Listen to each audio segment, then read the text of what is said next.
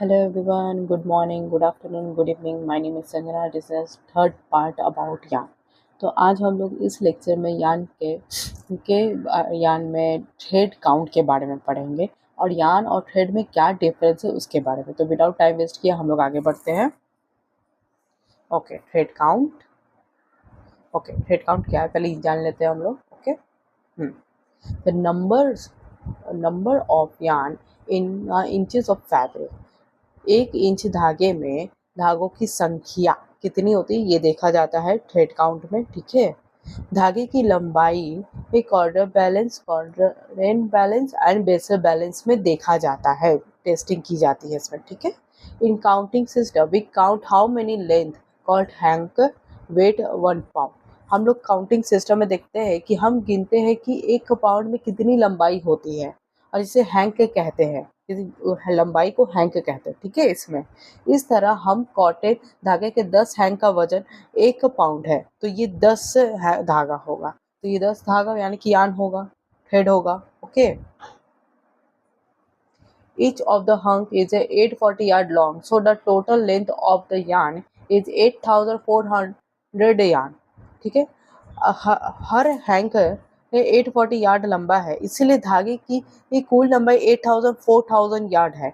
इसलिए अगर ये मोटा धागा होता तो 1 पाउंड के लिए हम कम हैंक और कम लंबाई लेंगे. ठीक है, दूसरी ओर अगर ज़्यादा पतला धागा चाहिए तो हम लोग ज़्यादा मतलब कि ज़्यादा संख्या वाली, ज़्यादा है ना काउंट वाले लेंगे धागे ताकि वो पतले धागे बन सके. 1 पाउंड बनाने के लिए ज़्यादा महीन धागों की ज़रूरत होती है. Number of hank each of 840 yard should be weight 1 pound. 840 yard के हर हैंक का वजन 1 पाउंड होना चाहिए. ठीक है, हैंक ये धागे का वो कॉइल है जिसका माप 840 यार्ड्स होता है. और धागे का नंबर जितना ज़्यादा होगा धागा उतना ही महीन होगा क्योंकि लंबाई बढ़ती रहती है और वजन वही रहता है. ठीक है, धागा जितना महीन होगा वजन उतना ही हल्का होगा. अगर कॉटन 1 है तो 840 यार्ड इंटू 1 का वजन 1 पाउंड होगा. अगर कॉटन काउंट 2 है तो 840 यार्ड इंटू 2 का वजन होगा. ओके, अब हम लोग देखते हैं थ्रेड और वर्सेस यान. पहले की बात, जो थ्रेड काउंट है उसमें ज़्यादा डिफरेंस नहीं है, जो हमने पहले पढ़ा वही सारी चीज़ें, बस थोड़ी बहुत ही चेंजेस होती नहीं. तो उसमें उतना नहीं भी आप पढ़ो, बट हाँ दिमाग में रखना है कि इसमें ये होती है. ओके, अब हम लोग थ्रेड वर्सेस यान के बारे में पढ़ेंगे. ठीक है, व्हाट इज थ्रेड एंड यान. थ्रेड एंड यान are a bone long thin straight of material that can be used to create variety of object. धागे और सूत है लंबे पतले धागे से बनते हैं जिनका इस्तेमाल अलग अलग चीजें बनाने के लिए किया जा सकता है. Thread are typically thinner and dedicated than यान.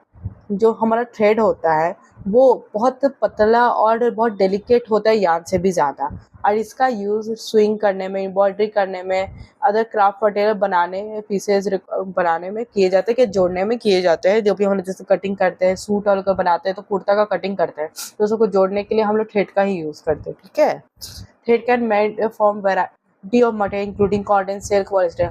थ्रेड हम लोग कॉटन के द्वारा, सिल्क के द्वारा, पॉलिस्टर के द्वारा बनाते हैं, क्या और भी सारे मटेरियल के द्वारा. ठीक है, yarn are typically thicker stronger than yarn. जो हमारा यान है वो ज़्यादा मोटा होता है और स्ट्रॉन्ग होता है थ्रेड से ज़्यादा. ठीक है, इसका यूज़ हम लोग नीटिंग करने में, क्रोचिंग करने में, या अदर क्राफ्ट मटेरियल बनाने में किए जाते हैं जो ड्यूरेबल मटेरियल के होते हैं. Yarn can be made from variety of material including wool, के यान भी हम लोग बहुत तरीके के मटेरियल से बना सकते हैं, वूल, अल्कलिकन, कॉटन, ईटीसी. ओके, अब हम लोग है ना इसका बेसिक डिफरेंस है ना हम लोग एक चार्ट के द्वारा हम लोग देख सकते हैं. इसका बहुत अच्छे तरीके से आपको माइंड में बैठ जाएगा और एक्सप्लेन हो जाएगा, उतना आपको नहीं देखना पड़ेगा अगर चाहे तो.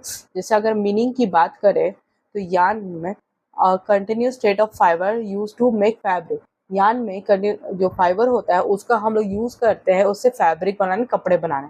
जबकि जो थ्रेड होता है वो फाइन स्ट्रॉन्ग यान use mainly for swing and stitching. इसका मेनली तौर से यूज़ होता है स्विंग करने और स्टिचिंग करने के लिए कपड़े के. ठीक है, अगर पर्पस पे जाए तो यार्न का पर्पस है use for weaving, knitting and making fabric. इसका मिलियन से यूज होता है वीविंग करने में, नीटिंग करने और फैब्रिक के मेकिंग करने में, इसका पर्पस भी यही है। जबकि थ्रेड जो है उसमें हम लोग ज्वाइन करते हैं फैब्रिक को और इससे एम्ब्रॉयडरी भी करते हैं। अगर थिकनेस पे जाए, ये थिक और पतला दोनों हो सकता है, मोटा पतला दोनों हो सकता है। जबकि जो थ्रेड होता है वो पतला होता है, फाइन होता है, ठीक है, फाइनर एकदम होता है। अगर स्ट्रेंथ की बात करें, ये सॉफ्ट होता है और मॉडरेट स्ट्रॉन्ग इसमें होती है यार्न में। जबकि थ्रेड जो है वो स्ट्रॉन्ग और स्पेशल फिनिशिंग होती है फॉर स्टिचिंग, एक स्पेशल फिनिशिंग की जाए ताकि इससे स्टिचिंग अच्छे से हो पाए। अगर फिनिशिंग की बात कर रहे हैं तो may not have a special finishing, yarn में कोई स्पेशल फिनिशिंग नहीं की जाती क्योंकि इससे कपड़ा हम लोग बस रेडी करते, कोई और चीज़ नहीं। जबकि थ्रेड जो है often treated for smooth swing, इसमें ना पॉलिश या कोटिंग की जाती है ताकि हम लोग एक स्मूथ स्विंग अच्छे से एक सिलाई कढ़ाई कर सके। अगर यूजेस पे जाए तो इसमें फैब्रिक कंस्ट्रक्शन होता है यार्न में, जबकि इसमें हम लोग फैब्रिक इज मेड, हम लोग इसे बनाते हैं, इससे काट काट के स्टिचिंग कर करके, ठीक है। अगर एग्जाम्पल की बात करें तो यार्न में हम लोग नीटिंग का यार्न आता है, वीविंग यार्न आता है, जबकि थ्रेड में स्विंग थ्रेड, एम्ब्रॉयडरी, ये सारी चीज़ें आ जाती है।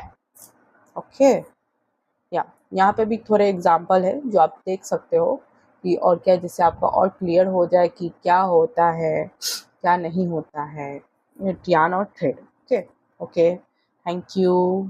या okay, thank you. I hope you like my ना क्लासेस एंड अगर कहीं भी गलती हो रही है मुझसे, कुछ भी हो रही है, तो you should tell me and मैं उसे ज़रूर ठीक करने की कोशिश करूँगी and I hope you like it. Thank you.